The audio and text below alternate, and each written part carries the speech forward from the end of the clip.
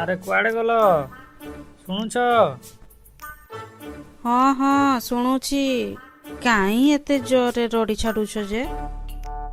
ଆରେ ମୋ ଅଫିସ ବ୍ୟାଗଟା କୁଆଡ଼େ ରଖିଛ? ଦିଅ ଟିକେ, ମୋ ଅଫିସ ପାଇଁ ଲେଟ୍ ହେଲାଣି ପରା। ଓହୋ, ଆରେ ଦେଖ ସେ ଟେବୁଲ ଉପରେ ଥିବ। କିଛି ଗୋଟେ ପାଇବେନି। ମୁଁ ନହେଲେ ବାବୁଙ୍କର କିଛି କାମ ହେବନି। ଆରେ ଜଲ୍ଦି ଟିକେ ଆସ, ମୁଁ ପାଉନି ପରା। ଆରେ ଯାଉଛି ଯାଉଛି। ଓହୋ, ମୁଁ ନହେଲେ ବାବୁ କିଛି ପାଇବେନି।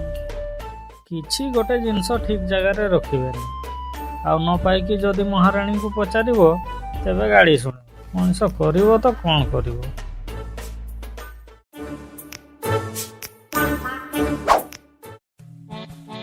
କ'ଣ ହେଲା ଶୁଣେ? କାହିଁ ଏତେ ଜୋରରେ ଚିତ୍କାର କରୁଛ? ମତେ କ'ଣ ରୋଷେଇ କରିବାକୁ ଦେବନି? ରୋଷେଇ ନ ସରିଲେ କ'ଣଟା ଖାଇ ଅଫିସ ଯିବ ଶୁଣେ? ମୋ ଅଫିସ ବ୍ୟାଗଟା ପାଉନି ପରା। Office bag? ଏଇଟା କ'ଣ ଶୁଣେ? ଏଇନା ତ ନଥିଲା, କୁଆଡ଼ୁ ଆସିଲା? ହଉ ଭଲ ହେଲା, ମିଳିଗଲା। ମୁଁ ଜାଣିଛି ପରା, ମୁଁ ନହେଲେ ବାବୁଙ୍କୁ କିଛି ଦେଖାଯିବନି। ହଉ ରାଗନି ବାବା, ଜାଣିଛ ତ ତୁମେ ନହେଲେ ମୁଁ କିଛି ପାଇବିନି। ଗଲ, ମୋ ପାଇଁ ଖାଇବା ରେଡ଼ି କରିବ।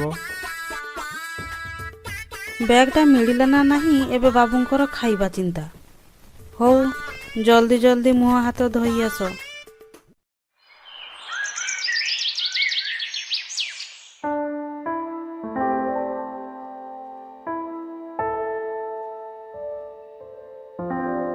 ତମର ଆଉ କ'ଣ କିଛି ଦରକାର?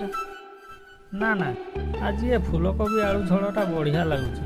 ତେବେ ଆଉ ଟିକେ ଦେଉଛି। ଆହୁରି ବହୁତଟା ଅଛି ଯେ।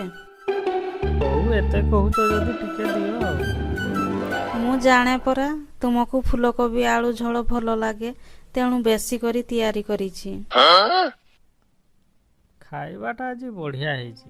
ଆରେ ଖାଇବା କଥାରୁ ମନେ ପଡ଼ିଲା, ସେ ପୁଅ କୁଆଡ଼େ ଗଲା? ଦେଖା ତ ଯାଉନି। ଶୋଇକି ଉଠିନି ନା କ'ଣ? ତା କଥା ତୁମେ ଆଉ ପଚାରନି। ଆଉ ମାସେ ପରେ ପରୀକ୍ଷା ଅଛି, କିନ୍ତୁ ତାର ଟିକେ ବି ଚିନ୍ତା ନାହିଁ। ପାଠ ପଢ଼ାରେ ଜମା ଧ୍ୟାନ ନାହିଁ। ଦିନ ସାରା ଖାଲି ଖେଳୁଛି ଆଉ ବୁଲୁଛି। ନହେଲେ ଏଟା ସେଟା ଖାଇବା ଚିନ୍ତା। ବାସ୍, ମୋ କଥା ଜମାରୁ ଶୁଣୁନି। ଆରେ ସବୁବେଳେ କ'ଣ ପାଇଁ ମୁଣ୍ଡ ଗରମ କରୁଛ ଶୁଣେ? କ'ଣ ହେଇଛି ତ ଆଗ କୁହ। କ'ଣ କହିଲ? ମୁଣ୍ଡ ଗରମ କରୁଛି? କରିବିନି ନା। ତୁମର କ'ଣ ଅଛି? ଦିନ ସାରା ଅଫିସରେ ରହିକି ସନ୍ଧ୍ୟାବେଳେ ଘରକୁ ଫେରୁଛ। କେବେ ଘର କଥା ମନେ କରିଛ ନା? ଛୁଆଟା ପଢୁଛି ନା ପଢୁନି କେବେ ଜାଣିବାକୁ ଚେଷ୍ଟା କରିଛ? ଛୁଆଟା କି ଖାଲି ମୋର ଏକୁଟିଆର ନା, ତମର କେହି ନୁହଁ? ଆରେ ରାଗୁଛ କ'ଣ ପାଇଁ କହିଲ? କୁହ ନା କ'ଣ ହେଇଛି? ପୁଅ କ'ଣ କିଛି ଭୁଲ କରିଛି ନା କ'ଣ? ଛୁଆଟାର ପଢ଼ାରେ ଜମା ମନ ନାହିଁ। ଏମିତିରେ ତ ସେ ମୂର୍ଖ ହେଇଯିବ। କେତେବେଳେ ବି ଟିକେ ପାଠ ପଢ଼ିଲାନି। ଓ ଏଇ କଥା।